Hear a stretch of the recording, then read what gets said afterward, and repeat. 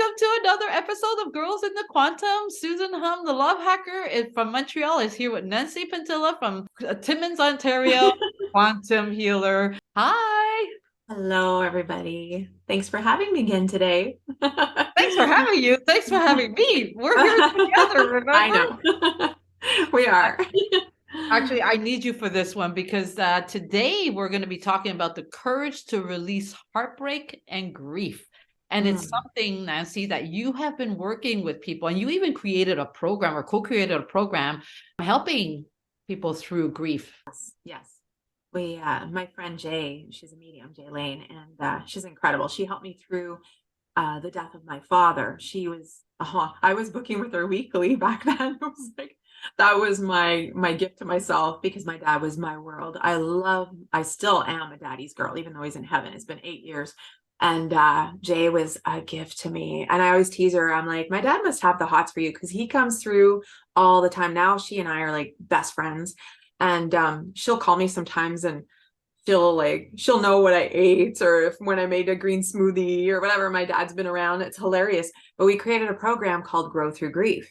So she's talking about death and different things and teaching, and I have healing portals and meditations in that program. So it's a great program. I'm really happy about it. We just created it last fall. So, and it's helped a lot of people. Yeah, it's been awesome. Wow. Yeah, I definitely know grief well. So worked with a ton of people. Well, even yourself, you work through your own grief. Yeah. Passing. So Yeah. I think that's a huge thing.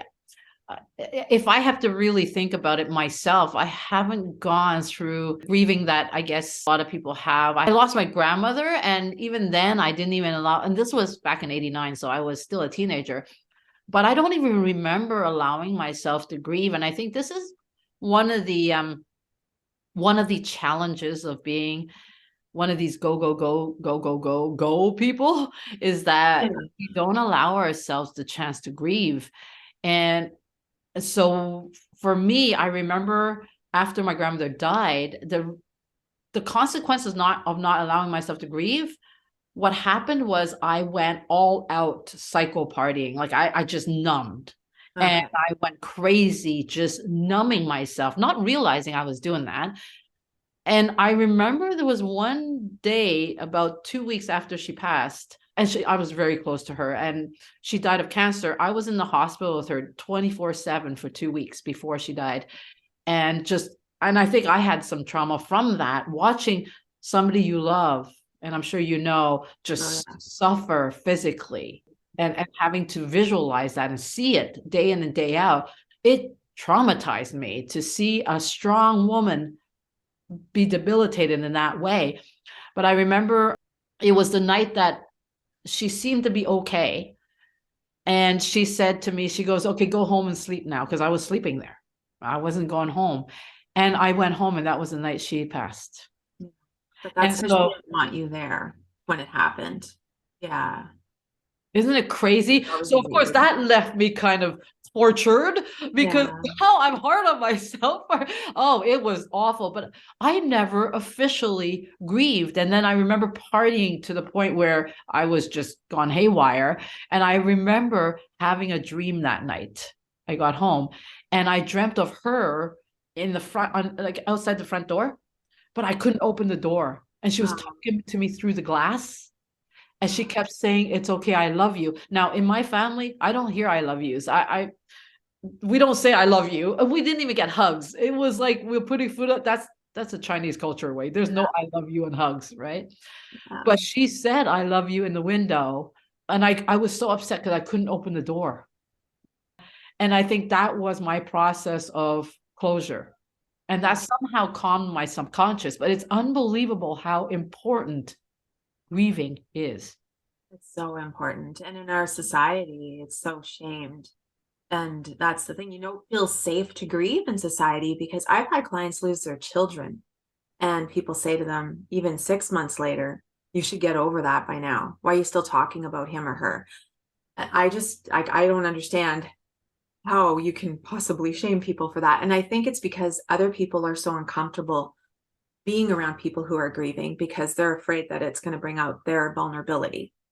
So that's what I think. I don't think people want to be cruel. They just don't even know what to say in the state of grief. Like they have no idea how to comfort someone. With my dad, oh my gosh, he was sick from the beginning of my relationship with my husband. He started getting sick. We were at emergency with him multiple times a week. And I remember them saying, and my dad, when I say he was my best friend, like he was my hero. My dad was like a big, strong, yet gentle giant. Like, every guy I knew, all my guy friends and any guy I dated were scared of him because he had such a presence, but yet his heart was massive and he was like this beautiful, loving soul. But yeah, it was like, we went through so much anticipatory grief. But I remember bringing him to the hospital one night, and the doctor, he was a very cocky doctor, and he said, well, Nance, we're going to put him on all the heavy hitters and he may last a week.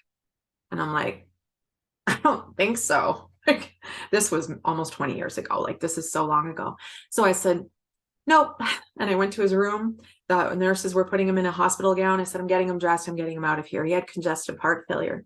So we ended up bringing him home. I brought him to a healer out of town, and this healer turned everything around with the diet we had him on and everything, took him in our home, took care of him. He got back on his feet, went back home.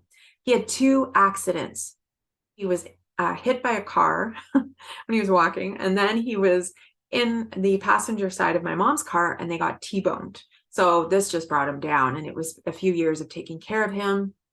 He was bedridden, and he held on for me, which, I didn't want my dad to go, right? He knew that. And it was terrible watching him suffer. He was my hero. And then his legs were this big, like, when he's getting physiotherapy. For me, I think, because, well, I knew we had such a soul connection. He knew he was my hero. And when he passed, it was very silent. I didn't even know. I was out getting him new t-shirts. And I come back and I'm running a bath for my son, and my mom's screaming. She couldn't wake him up. And that was that. And I knew he didn't want me there when he passed, and he wanted it to be quiet and calm, which was actually amazing in a way, because he always choked when he would drink anything. So my husband always thought, oh gosh, he's going to have a tragic death. You're going to be traumatized. It was peaceful. So I wasn't there either when he passed. So sometimes they don't want you there because they don't want you to feel guilty, or they don't want you to feel that trauma of, witnessing a death. And that's what your grandma obviously wanted too, right? But so many people struggle with allowing themselves to grieve because they're also afraid of being a burden to those around them by expressing, like crying. And, you don't want to be that burden. You don't want to express that vulnerability because sadness is viewed as weakness in our society.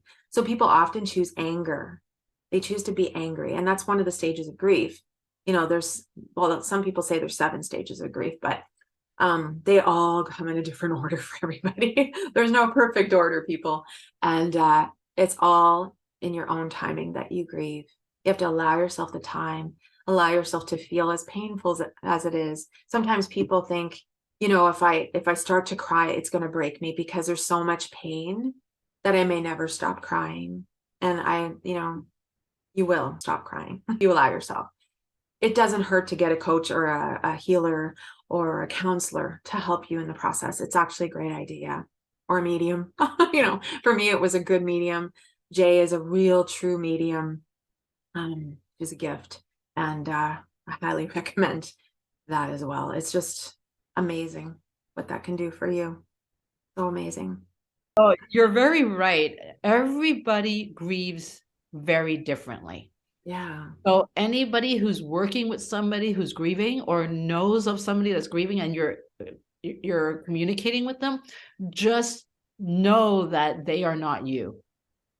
And we cannot possibly understand what they're going through, even if we have gone through the same type of loss. To me, the grieving from loss is something very unique that I usually tell people, go see somebody or go see a group that's specialized in helping you overcome that as a group. I think that with grieving, one of the things that works well, even when anticipatory grieving is an interesting thing, because it's something that is very important that we need to go through. I think it's a very important tool that we should actually have in our toolbox, because the numbing and the toxic positivity is just breaking our humanness to go through that beforehand. Why go through the shock, right? Because you went through the anticipatory side of it. Did that help? No, I don't think so. No? Not because the connection with my dad was so deep for me. Like he was like I felt like if my dad passes, I don't know if I'm gonna make it through the world. You know, like I was that attached to my father. He was my best friend. We did everything together. We go skiing together. We would do everything. My friends used to laugh because, you know, I was always hanging out with my dad, and he'd wear the outfits I'd buy him. I'd buy him surfer dude outfits, and he'd wear all this crazy stuff. He was just my light. He was such a light for me. So no, it didn't help. If anything, it was very intense for so long, even for my husband. Like, I mean, it was pretty intense. And I busied myself too. I was someone who busied myself. I worked my ass off. Whenever it was him and I alone in the house, my mom would go out and Luke would be at work or whatever. I would blast Frank Sinatra. My dad would cry. I'd be crying with him because he loves Sinatra and it would always just make him cry. But I still, you know what, felt like I never did enough. You know, and that's another thing with any grief, you feel like you never did enough for someone.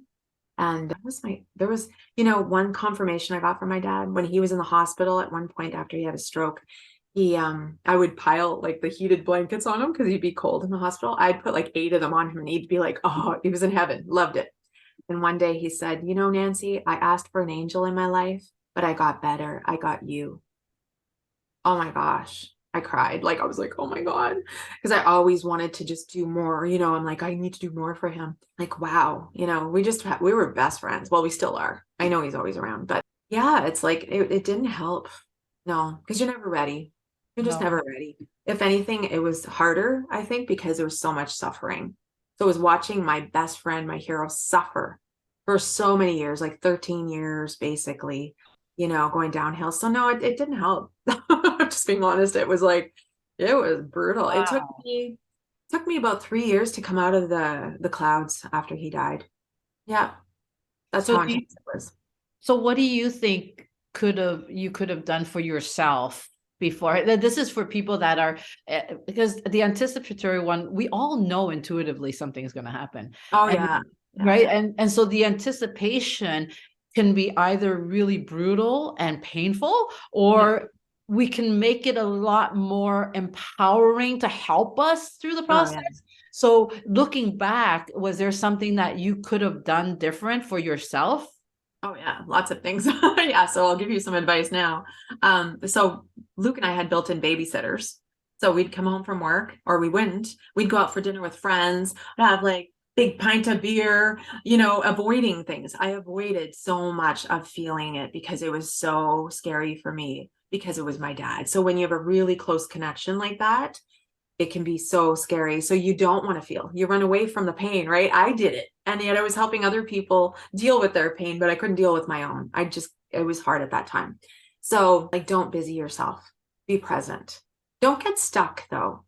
Be in the flow of grief. Like, allow yourself to journal, read it out loud, even write a letter to them, you know, read it to them exactly how you feel about them, the love you have, like get all your feelings out. If you need to write a letter and recite it to them or let them read it so they know how much you love them, if that's your way of communicating best, do that. Or just tell them every day, hold them, hug them. Like I would kiss my dad's third eye 11 times in the morning and 11 times at night every day, never missed, except for the day he passed. I had to get to work that morning and I didn't kiss his third eye 11 times in the morning. I beat myself up so much about that. And when he had passed, he was in the hospital bed in my house and he passed. We kept him there for hours and I blasted Frank Sinatra till my siblings could come and say goodbye to him after he died. But I kissed his third eye 11 times that night, even though he was gone. And again in the casket. I didn't so express your love. Don't hold back. Express your love to them and be grateful for their presence in your life, the role that they played, even if it was painful. Some people have had a painful connection to the person that's passing. Do not waste that opportunity to try to forgive, to let go of that pain during the process. If there's anticipatory grief and stuff, just know that they did the best they could with the consciousness that they were in their whole lives. You know, they had reasons that maybe we don't understand for the story you have with them, but express love as much as you can so you don't have the regrets.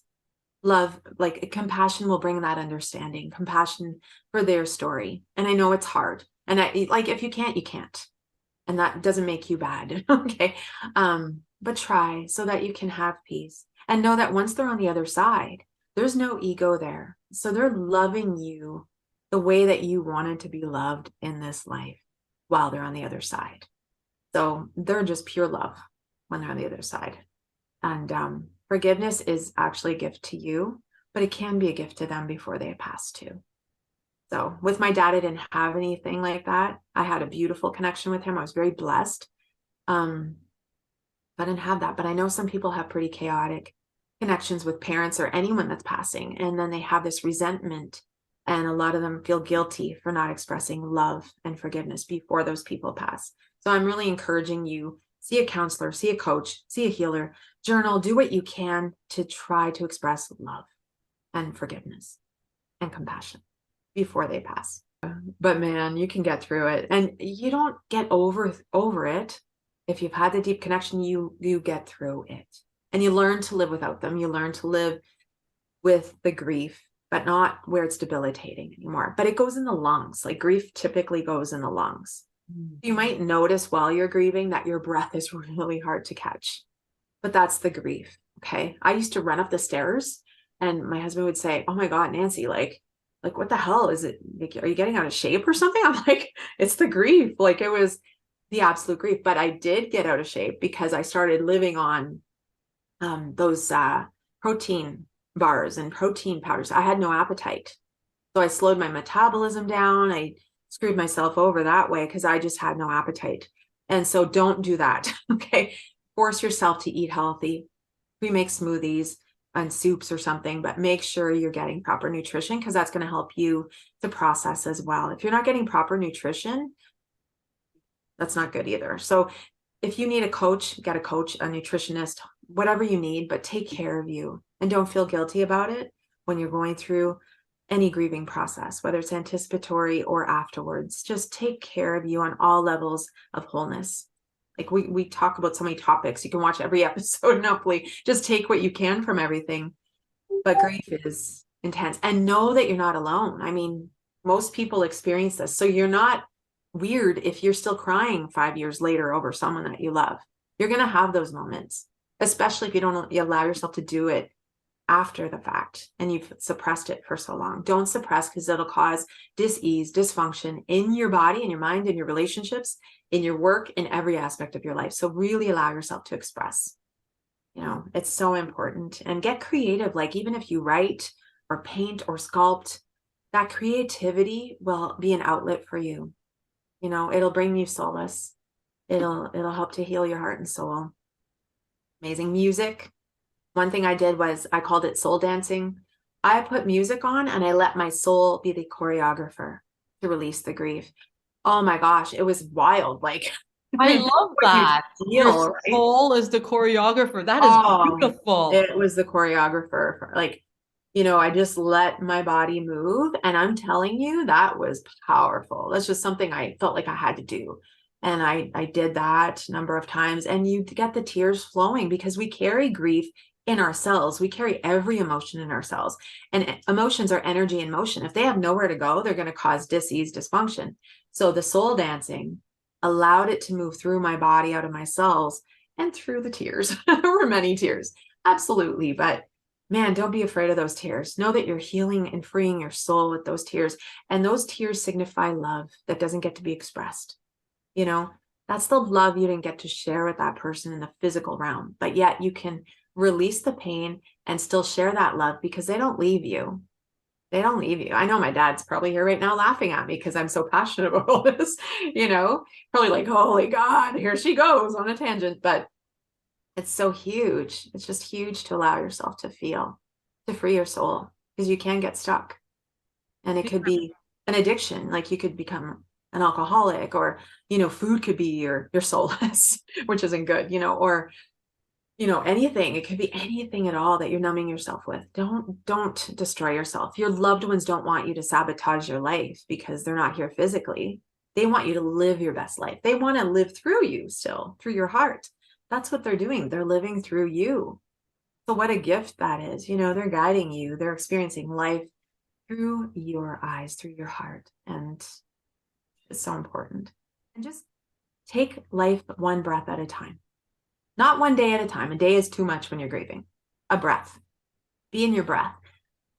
Be grateful for that breath the Creator's giving you. There's a reason you're still here. Okay. You're still here for a reason.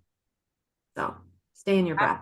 Process is so important. Everything you just described is really critical in the anticipatory stage. Not everybody has the gift of the anticipation, because at that time, during the anticipation stage, you can bring a lot of closure to yourself. Yeah, you can. I didn't. So you can listen to my advice now. I didn't. I was having beer with friends at dinner. We built in babysitters. I was busy with work. Don't do that. Don't do that. I even didn't. I wanted to crawl into the hospital bed with my dad and watch a movie, and I never did. And you know what? Do those things. Do those things. Yeah, avoidance is just a tactic to survive. It's a poison. Yeah, it's a poison, really. It is. And that's why I think it brings me into a story where like I said, I didn't have any, my grandmother was anticipation, but I was only 18. How am I supposed to know? I'm just doing, so young. I'm just doing. But then I remember my sister's dog. We fell in love, like I fell in love with this dog. I would Zoom this dog. This dog was incredible. But that dog lived for my sister. So when Zoe, her name was Zoe, this is years ago, when Zoe was sick, her spleen exploded, and the vet said she only had 6 months.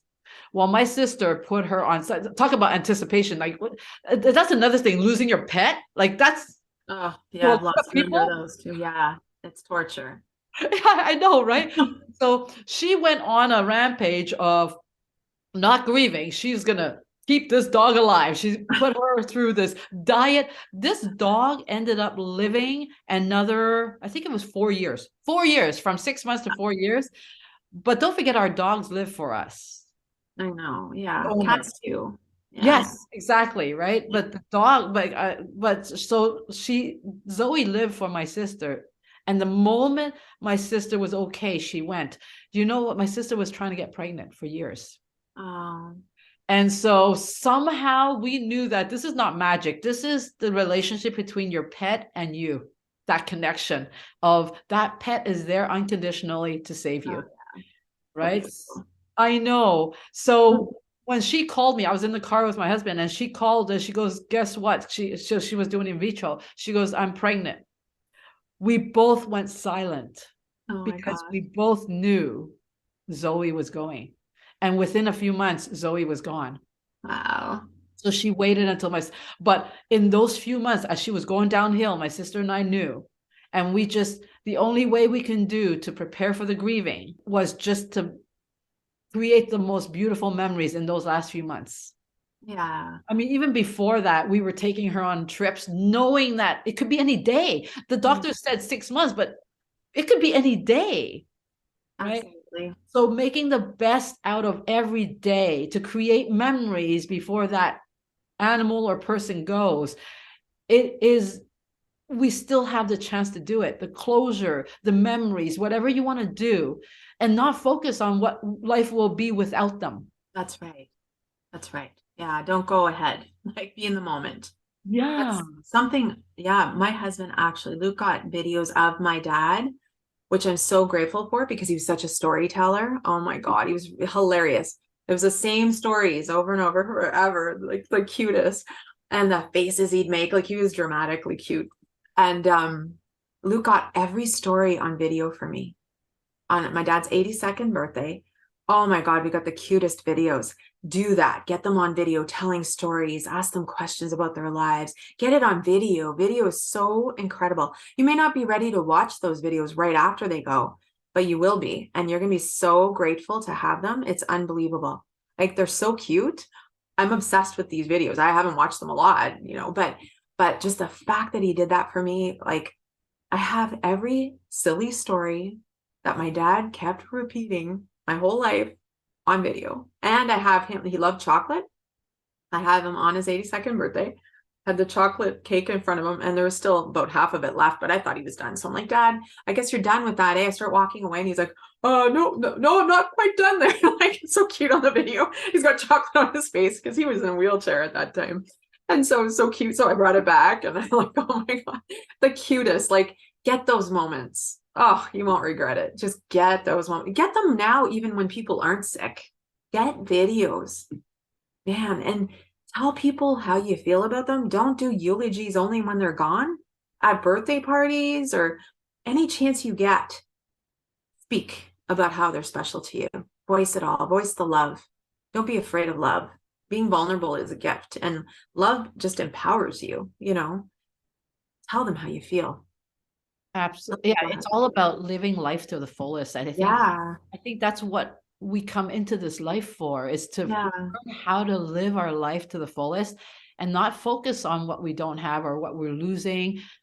I think, I don't know, maybe I've always had it in me, because even at my grandmother's funeral, a few of us, my siblings and our cousins, we are all sitting there at the funeral home laughing at stories of my grandmother, because she was hilarious. Like sometimes, like, she'd be one funny lady and she's tough, so she'd scream at, like, these kids are doing stupid, like, she had no fear. She would just use her voice, and she was an incredible woman. And we were just talking about stories of how she would tell my cousin off, or, and it was so funny. And I remember one of our relatives came over and basically told us off for laughing.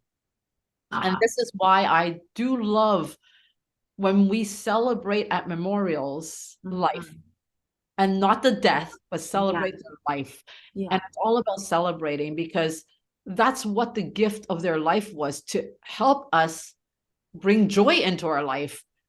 So the day they go, or to celebrate their, passing, why not celebrate all the laughter? Yes. And they're still alive. It's just a different form, right? They're just beyond the veil. They're right there laughing with you. You know, they are. That's what I believe anyway. Some people don't believe that, but I truly believe that. They're laughing with you. They want you to have joy. They don't want you being stuck in grief. No, For they you to don't. live your life to the fullest.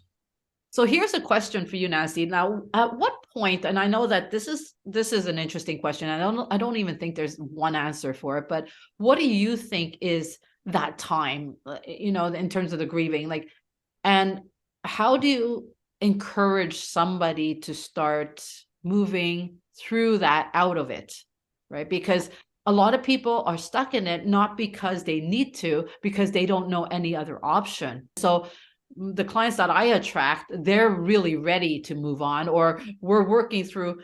I don't work with people that are going through grievance of loss of somebody. It's Mhm. usually grievance of the old self. So we're Yeah. grieving the old self. So that's a Yeah. lot of grievance that I work with on that. Yeah. But when it comes to the actual loss of a pet or of a human being, that's a whole different type of grieving. Do you think? Oh, yeah. I mean, there's so many different types of grief. Like people are grieving the way the world used to be as well, and how it's become now. Like people are grieving different things. Yeah, there's always different clients with different reasons for grief. Absolutely. But I have worked with a lot who have had losses. I would start, and this is where I have a lot of my clients start with me, is through the energy healing. Starting with that, because you're starting to step into wholeness to prepare yourself to grieve. Like you're bringing your mind, body, heart, and soul together to prepare yourself for that process. You're removing the blocks that cause fragmentation. So for me, that's always been the most powerful thing. And then doing the meditations and even hypnosis, different things to work with the subconscious to get it really flowing through you. So I would recommend energy work, like with someone you trust, not someone who thinks they're the healer. And there's another episode on that. But anyway, like someone who's in their heart, someone you trust, that you resonate with, and they're not making you feel like you need them to survive, because you don't. They're just there to guide you and to bring the creator through, like to set the intention with the creator to work with you to create miracles. That's all they're there for. They're not higher than you. They're not better than you. They're just there to help guide you. That's it. That's all we do. Just conduits. But yeah. And of course I see people still. You could do distant work with me, or with Susan too. I mean, you've got that other aspect to help people really step into the grounding as well. So whoever you resonate with in your heart and you trust, yeah, start with that. Absolutely, yes. And I think I love our union and our collaboration, because you hold that space of bringing that energy back to oneness to wholeness as much as we can, while we use our physical thinking mind to start channeling where we want to take that state. So, the first step is to get our energetic state to be healthy again. Yes. But it's not, the purpose is not to get our energetic state to just be happy. No. Healthy. The objective here, the purpose is to move forward. And this is where it's really important, is that we start thinking or learning how to think about where we want to go, how we want to move forward, what are the next steps, decision making. And I think that's the scariest thing for a lot of women is, okay, so what happens when I'm energetically healthy? What do I do then? I think there's a bigger problem that is tied to the inability to move through grieving in the optimal way, because moving through grieving, where are we going? And this is where a lot of us women, we need to start thinking about, okay, what do we want? What do we want our life to be? Yeah. How do you want to show up to the world? Well, and without that person in your life, without that, letting go of the fact that they're not here physically. Like it's hard when that person's not with you. And it's for men too. Like men, oh my gosh, they don't know how to grieve at all. Like a lot of men I know, they're so suppressed in society where they're not allowed to cry because that's weakness. And it isn't. Vulnerability is strength. So it's like everyone has a hard time with grieving, really, like both genders. But I mean, so many people, like it's tough when you don't know where to go. And then once you get through it to a certain point, you can start to have that roadmap for your life. Absolutely. Like even people that have invested in the Grow Through Grief program, it's very affordable, but they've done the work with that. And then they have that, they're ready to move forward. They're ready. And some of them know where to go because of the energy work with it. And the meditations are pretty deep. They're doing some really deep work with it. But it's always good to have coaches with you, or counselors, or, but a coach gives you the roadmap for sure. It's very essential. And of course, you're incredible with that. I do the energy work with my coaching, but we're both so different. Yeah, we complement. So yeah, that's why we have a community. I love the fact that your superpower is in your feminine. Really, that's Nancy, is truly your superpower is in your feminine. My superpower is in my masculine. So I think allowing our collaboration is really, or our community is providing those two channels so that we can really move forward in the optimal way, and not me dragging. This is not a trailer in the back of my truck that I'm dragging everybody. I don't do that. I cannot stand doing that. I see too many coaches dragging people along and not giving their audience a say, a voice. You need a voice. Yeah. Giving a voice to the voiceless. Yeah. Not being the voice for the voiceless. I don't like when people are, I'm the voice for the voiceless. No, they need to have their own voice. So let them have their own voice. Give them the opportunity, the guidance, so they have their own voice. Like you're not their voice unless they can't speak. Like, it's different, but yeah, then you can tune into them, but they need to have a voice. Everybody needs to have a voice. Everybody. And I think we've been we've been silenced. We've been silenced by toxic positivity. We've been silenced by spiritual bypassing. We've been silenced with spiritual ego. We've been silenced with everything. And I think, and of course, never mind, there's a whole feminist movement. We've been silenced by men. I mean, all this, I think in the end of the day, we've just been silenced, period. And men have been silenced by women too. Like our society is hating on men now. And men are also human beings with emotions and tear ducts. So it's like, and a lot of men have beautiful hearts and souls. So it's worked all around in both ways. Like we've all been silenced. It's crazy. It's ridiculous. Exactly. And I think the only one problem I see outside of all those problems I've just listed, the biggest problem is we have silenced our heart. Yeah, absolutely. And I think that's what I'm excited with our community, I want everybody to start expressing their heart unconditionally. We will listen unconditionally. We will hear. Because the moment we allow our heart to come out and express, whatever problem we thought was there, most of the time it's gone. Yes. Just giving it a voice. Yeah. Huge. In a safe space.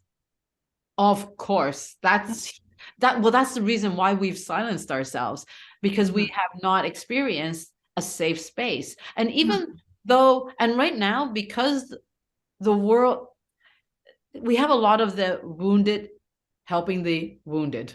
We have the unhealed trying to heal the unhealed. Yes.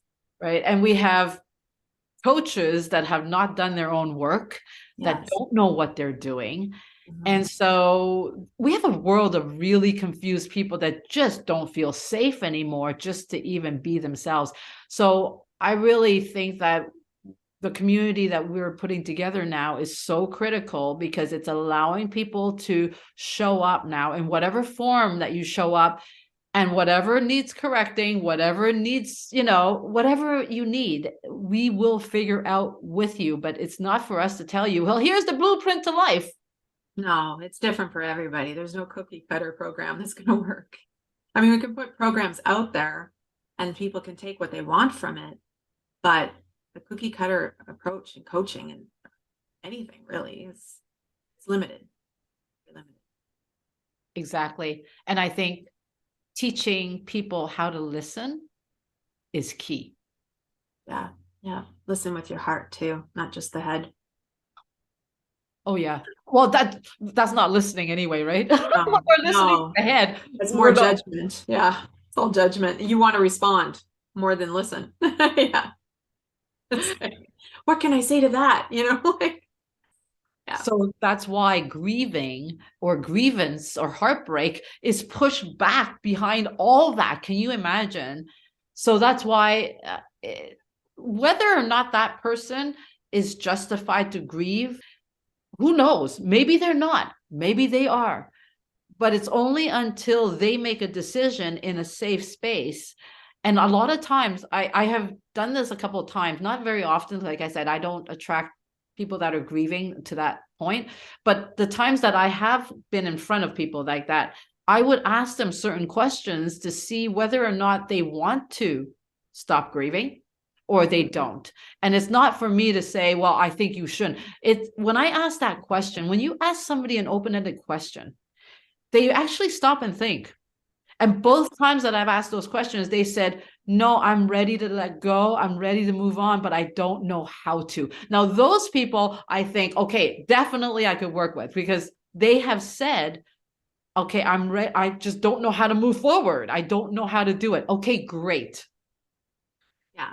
And I get people who are afraid to forget their loved one, or they feel like they're abandoning the memories of their loved one, or this, their life with them. So yeah, and I've been like that, like in my life, where I'm so scared I'm going to forget my dad's voice, and a lot of people say that they're so scared that as time goes on, they're going to forget them. They're going to forget their voice. They feel guilty moving on with their days, even being happy. They feel guilty because they shouldn't feel happy again because that person's gone. So I help people get through the fact that, your loved ones want you to move forward. You're not forgetting about them. I have a wall that's like of my dad, like with his picture and his boxing gloves. And, I have that. I kiss that picture morning, noon, night, whenever I want. It's full of lip gloss. Like, it's crazy. And whatever you have to do, right, to just know that you're honoring their memory forever. And I help people to do that, because it's scary, right? Like, people are like, oh my God, if I don't grieve, if I don't cry anymore, that means I don't love them anymore. I forgot about them. But it doesn't. It's, oh my gosh. And I still almost not, well, over 8 years later, I still remember my dad's voice. Like, man, would it change? He'd answer the phone when he knew it was me. He'd be like, hi. Like, it was the cutest. I'll never forget that. Even people I know, 30, 40 years later, they haven't forgotten their loved ones. They've lived happier lives. Since the grieving process, they've become happy again and found love again for some of them. and yet they still haven't forgotten their loved ones. They don't carry shame or guilt from being happy because they know their loved ones want them to be happy. It's important. So I help people that are stuck for sure. It's powerful to be able to be happy again eventually. It Takes is time. powerful. It is time. It's powerful and it is Yeah. time. Oh, And I it think, takes time. Yeah. oh, it Big does. It for takes a lot of people. time. And I think doing it alone is not always the best way. I don't know how to do that alone. I would go and join a support group that's specific to whatever the situation. Tragic losses are even Oh, harder to yeah. get Yeah. through. Yeah. I Yeah. mean, yeah, I know people that have dealt with suicide and a Yeah. family member, and it's just such a shock to the system. It causes some PTSD on that level. Oh, for sure. And Yeah. so there's a lot of support and help in whatever. Nowadays everything is accessible, but I definitely think that joining support groups is the key to just enabling you or facilitating your process of healing a lot better than doing it alone. I don't know how people can do that alone. I don't know if you don't know what you don't know. You can't see what you can't see. And so I think it's always best to be around people that have dealt with the same things that you have, and that helps you feel tethered to something again, because loss, especially on a tragic level, you're untethered now. Yeah.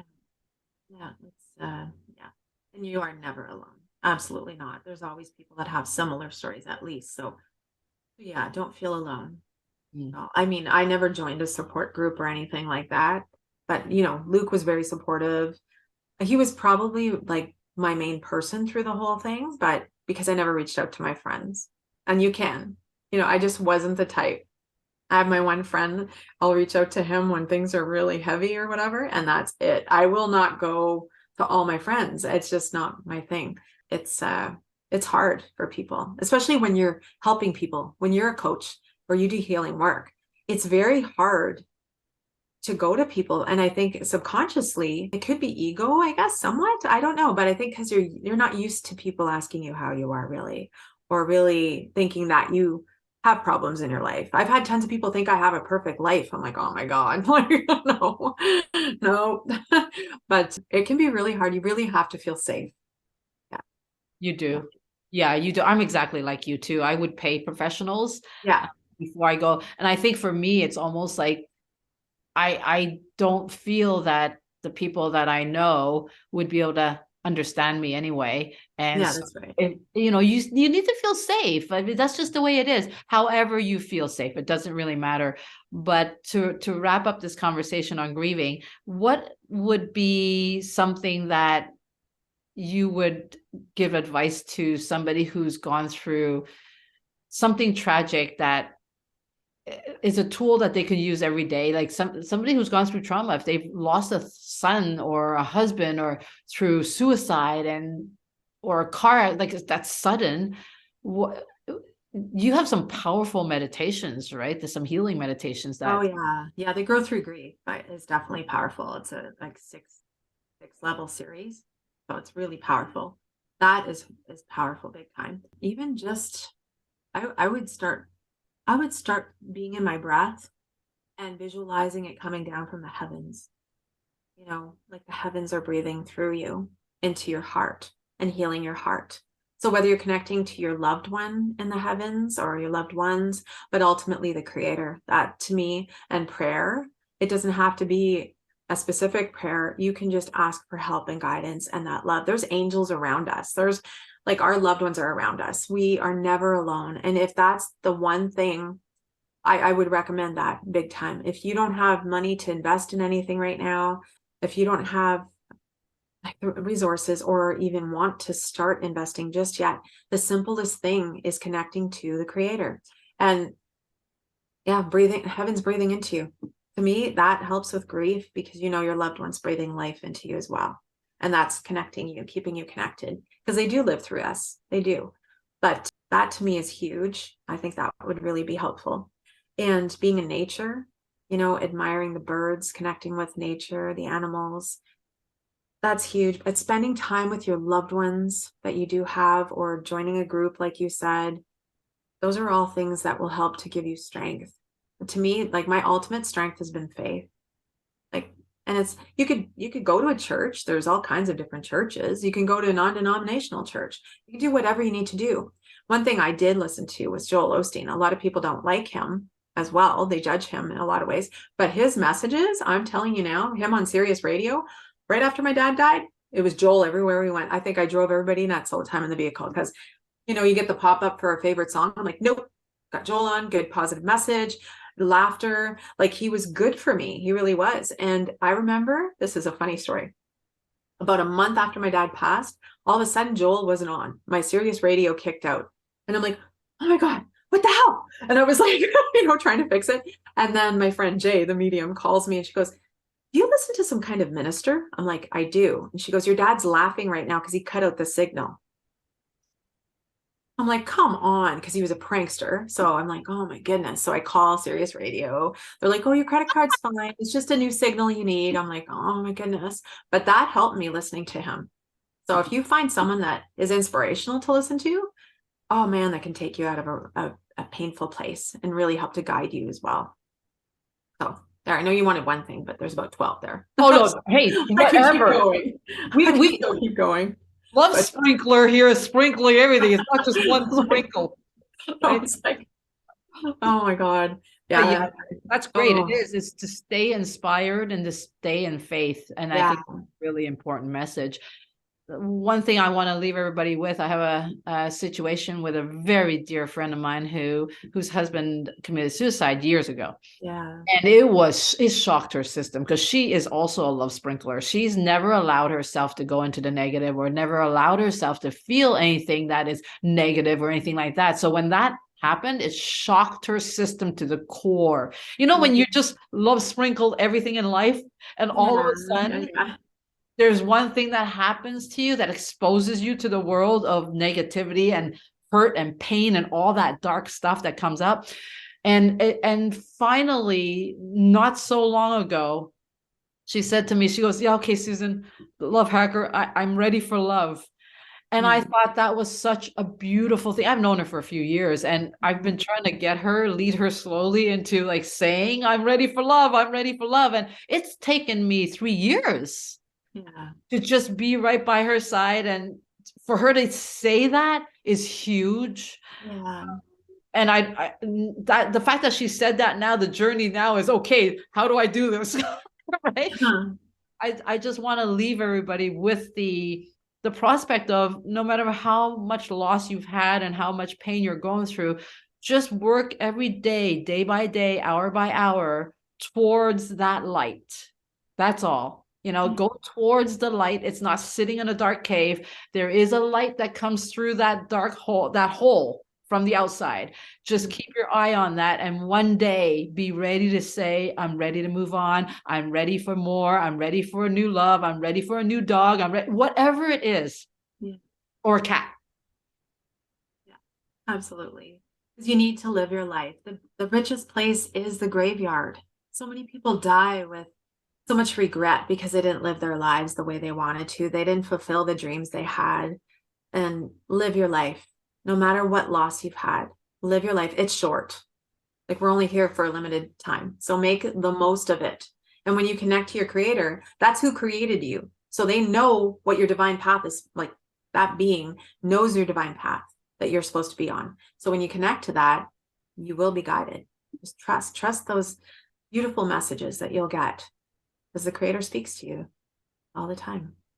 It does. And the one book, I'll leave everybody with this, and we can call it a day, but the one book that's changed my life and created that boundary, that healthy boundary between me and people I work with, because it's so hard. We just want to help everybody. We want to take away their pain and so on. But there's one book that explains the whole process of the purpose of why we're here on earth and what the process that we need to go through to understand what is it we need to do. And it's called The Soul's Gift. Have you ever read that? The Soul's Gift? I have it. I haven't read it yet. Oh my, come on, Miss Jesus Consciousness. Yeah, someone gave it to me. Oh no, last year actually. I read it about 12 years ago, and it's changed my complete ability to really stand in front of the world to be able to work with them and not have it affect me negatively in any great way. But the soul's gift, I can't believe you haven't read it. So it's Jesus I consciousness, have it. the core. Yeah. Oh, I love that. Yeah, I have a lot of books with Jesus. I love Jesus. Oh, no kidding, right? Yeah, That's the who the soul. healer is. Every time I do healings, that's the healer. But one song people can listen to too, if you're feeling down and out. Oh my gosh. Waymaker by Leland. The live version, it's about 8 minutes long. That's the one. Oh my gosh. That song is gorgeous. It's so gorgeous. It's amazing. It's powerful. I've had suicidal people that I've seen that song's turned them around. But when your heart's hurting, man, that's good. And make sure it's the live version. Oh, you feel like you're with the people. And at the end, he's saying, your name is above depression. Your name is above disease. Your name is above like all this. Oh my gosh, it's gorgeous. Gorgeous. Okay. I'm definitely gonna send that song to a few of my clients now that need it. Okay.